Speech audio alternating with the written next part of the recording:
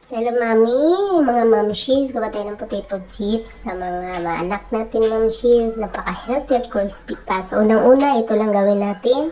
Slice lang natin siya ng manipis talaga mami para madali maluto. Para mag-crispy talaga siya. Tapos, pagkatapos niya, lagay natin ng mainit na tubig at baba natin kahit 1 minutes lang. Pagkatapos, try na naman natin. Tapos, silagay na naman natin ng malamig na tubig. Kahit 1 minutes lang din babad sa akin, kulang yung lamig ko. So, naglagay ako ng ice. Makalagay din kayo. Tapos, i-strain na naman natin.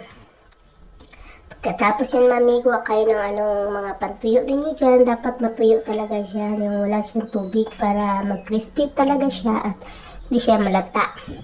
So, ayun, ituyo lang natin.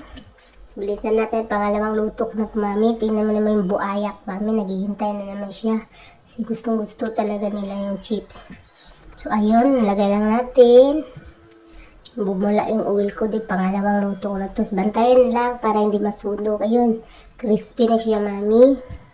So, strain lang natin siya. Pagkatapos, kayo na bahala kung anong ilagay ninyo. Asin ba? Or ako, nilagay ko kunti ng cheese para medyo masarap.